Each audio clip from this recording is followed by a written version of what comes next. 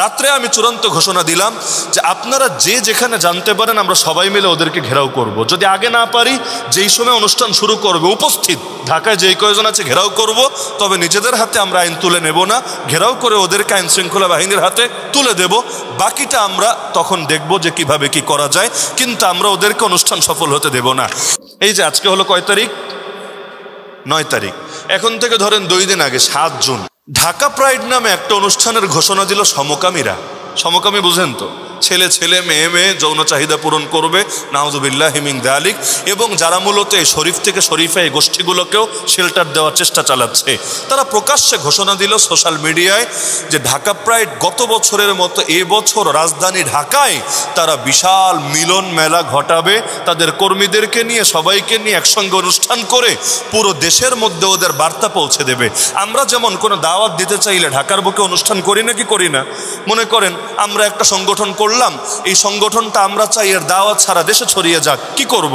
আলেম ওলামাদেরকে জমা করে ঢাকার বড় কোনো হলে কোনো একটা সুন্দর জায়গা নির্বাচন করে সেখানে আমরা বড় প্রোগ্রাম দেব, এটা মিডিয়ার দ্বারা ছড়িয়ে দিব, যাতে করে পুরো দেশের মানুষ জানতে পারে এবং দাওয়াতটা সকলের মধ্যে পৌঁছতে পারে। ওরা ঘোষণা দিল যে বাংলাদেশে সমকামীদের মিলন মেলা ঘটাবে বাংলাদেশের রাজধানী, মসজিদের শহর, আর বর্তমানে মাদ্রাসারও শহর, আলেম ওলামার শহর ঢাকার প্রাণকেন্দ্রে।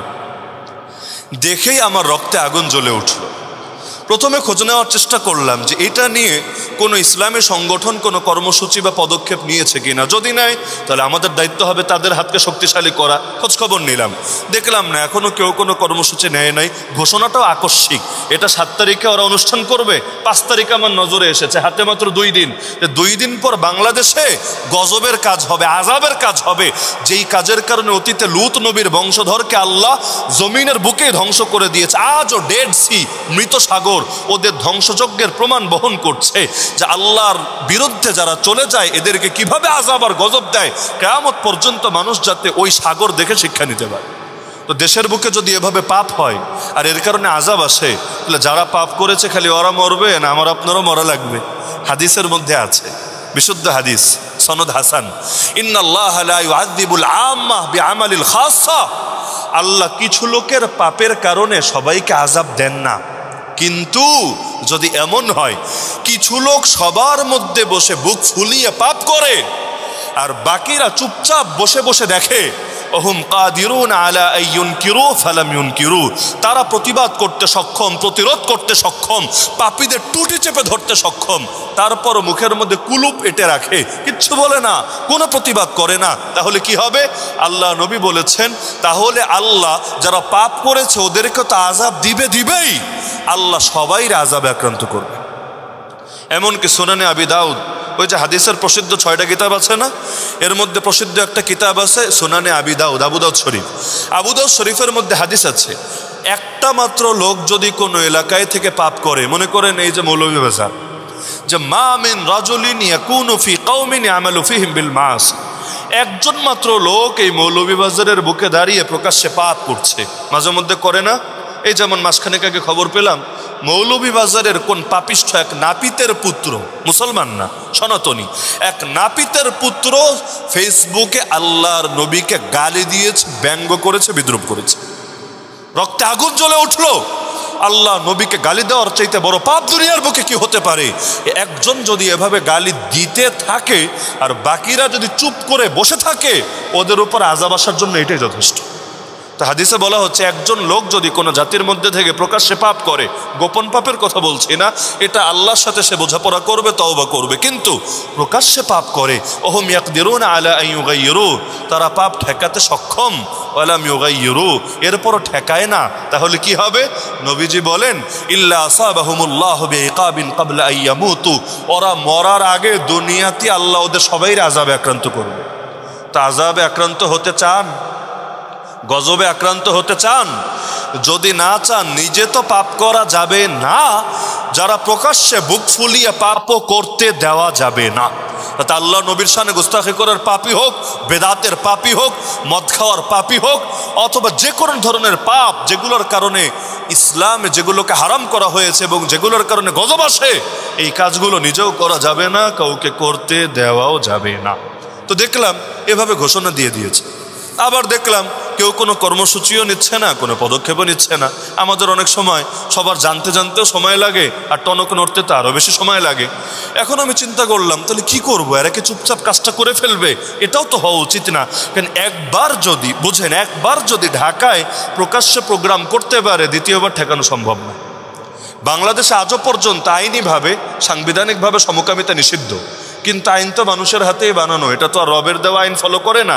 আজকে নিষিদ্ধ, 2 দিন পর এটাকে ওরা বিদেশি চাপ দিয়ে দিয়ে এটার পক্ষে যে আইন বানাবেন এর কি গ্যারান্টি আছে? বাংলাদেশে তো বহুত কিছুই নিষিদ্ধ, তাহলে শিক্ষা সিলেবাসে পর্যন্ত এগুলো ঢুকছে কিভাবে? কারণ আইন তো মানুষের হাতে তৈরি হচ্ছে। তাহলে 2 দিন পর যে শয়তানি করবে না, কোনো গ্যারান্টি আছে? তা আমি চিন্তা করলাম, কপালে যা আছে তা হবে, কিন্তু আল্লাহর জমিন, আল্লাহর বান্দা জিন্দা থাকতে প্রকাশ্যে আল্লাহর বিরুদ্ধে বিদ্রোহ হবে, এটা কিছুতে মেনে নিতে পারবো না। আমি ঘোষণা দিয়ে দিলাম 6 তারিখের কথা। 5 তারিখ তো রাতে জানলামই, 6 তারিখের কথা মানে 7 তারিখ তাদের প্রোগ্রাম। আমি ঘোষণা দিয়ে দিলাম, যেভাবে জানতে পারো যে ঢাকা প্রাইডের প্রোগ্রামটা কোথায় করবে, ঢাকার কই, শাহবাগে না ঢাকা ভার্সিটির মধ্যে না কোথায়, যে জায়গায় হোক, খালি আল্লাহর ওয়াস্তে আমারে খালি ইনফরমেশনটা দিও যে কোন জায়গায় ওরা করবে। ওরা টাইমও দিয়েছে যে রাত 8টার সময় করবে 7 জুন। আমি বললাম, আল্লাহর কসম করে বলছি, আমি যদি খালি কোনোভাবে জানতে পারি, আমার সাথে কেউ যাক বা না যাক, কেউ সমর্থন দেখ বা না দেখ, একা একা গিয়ে হলেও বোঝাপড়া করে ছাড়বো। কারণ আল্লাহর জমিনে হয়তো আল্লাহর গোলাম থাকবে, না হলে ইবলিসের বাচ্চারা জমিনে গজব টেনে আনার চেষ্টা করবে। কিন্তু ওরা বসে বসে এভাবে প্রকাশ্যে দুঃসাহস দেখাবে আর হকপন্থীরা চুপ করে বসে থাকবে, এটা কিছুতেই হতে দেওয়া যায় না। এটা আমার নবীজির শান না। যদি নবীজি নিজের রক্ত ঝরাতে পারেন, যদি সাইয়্যিদুনা হুসাইন নিজের রক্তে কারবালার প্রান্তরকে রঞ্জিত করতে পারেন, আল্লাহর কসম আমাদের রক্ত তাদের রক্তের চাইতে বেশি দামি না। প্রয়োজনে খুন হব, প্রয়োজনে শহীদ হব, তো জমিনের মধ্যে প্রকাশ্যে পাপাচার হবে, এটা তো মেনে নেওয়া সম্ভব না। ঘোষণা দিলাম, কিন্তু কেউ খোঁজ দিতে পারছে না। মানে ওরা কারো ভাব সামনে প্রকাশও করে নাই, খোঁজ দিতে পারছে না। আইন শৃঙ্খলা বাহিনীরও দৃষ্টি আকর্ষণ করলাম যে বেআইনি কাজ যদি এভাবে প্রকাশ্যে হয়, এটার দায় কার? দায় তো আপনাদেরই। আর যদি সেখানে কোনো অপ্রীতিকর ঘটনা ঘটে, তাহলে এটার দায় কে নিবে? তারপরও আমি যখন দেখলাম কোনোভাবে পাচ্ছি না কুল কিনারা, রাত্রে আমি চূড়ান্ত ঘোষণা দিলাম যে আপনারা যে যেখানে জানতে পারেন, আমরা সবাই মিলে ওদেরকে ঘেরাও করব। যদি আগে না পারি, যেই সময় অনুষ্ঠান শুরু করবে, উপস্থিত ঢাকায় যেই কয়জন আছে ঘেরাও করব, তবে নিজেদের হাতে আমরা আইন তুলে নেব না, ঘেরাও করে ওদেরকে আইন শৃঙ্খলা বাহিনীর হাতে তুলে দেব। বাকিটা আমরা তখন দেখব যে কিভাবে কি করা যায়, কিন্তু আমরা ওদেরকে অনুষ্ঠান সফল হতে দেব না। এখন ওই দিন সারাদিন পেরেশানিতে, 7 তারিখ এদিকে জুম্মার নামাজ হলো, শুক্রবারের কথা, জুম্মার নামাজ পড়ি, এখন মাহফিলে যাব কি যাব না তাও বুঝতে পারছি না। এখন শেষে প্রতিটা মুহূর্তে অপেক্ষায়, দেখি কি হয়। এখন লাস্টে এসে দেখা গেল 8টা পার হয়ে গেছে, কোনো খবর নাই। 9টা বেজে গেছে, কোনো খবর নাই। 10টা বেজে গেছে, কোনো খবর নাই। লাস্টে ঘোষণা দিল আমরা 11:30টার সময় আসছি। আমি ভাবলাম যাক, ভালোই হয়েছে, মাহফিল শেষ করে এসে তাহলে এদের খুঁজে বের করা যাবে। আর রাত গভীর হলে কি হয়েছে, রাত গভীর হলে এখন মানুষের কাছে 11টা-12টা বিষয় না, রাত 2টার সময় মানুষ পাওয়া সম্ভব ওদেরকে শিক্ষা দেওয়ার জন্যে। এখন রাত 11:30 বাজলো, এখন বললো আমরা আসছি, তবে রাত 1:30টার সময়। এখন বুঝলাম কি রে, খেলা কদ্দূর আগাবে। পরে 1:30টায় গেলে আবার 3:30 বলবে, 3:30 গেলে 4:30 বলবে। আলহামদুলিল্লাহ সুম্মা আলহামদুলিল্লাহ, দিলের মধ্যে আমার বাস্তবে খুশি লাগছে।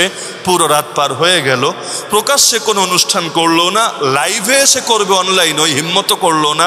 যদি রিপোর্ট করে সব বরবাদ করে দেয়।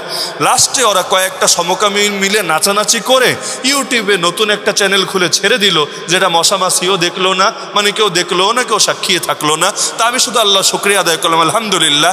একা হিম্মত করে আওয়াজ তুললাম, এতে এই অবস্থা।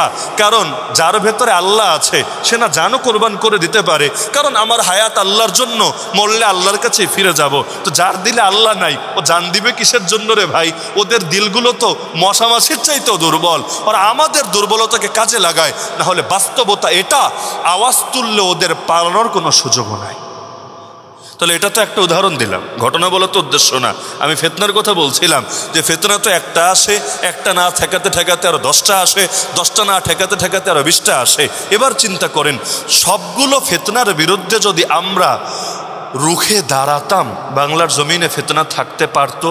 কিন্তু আল্লাহর কি কুদরত, শাহজালাল রহমাতুল্লাহ আলাইহি ইয়ামান দেশ ছেড়ে আসলো এই দেশে ফিতনা দূর করবে বলে।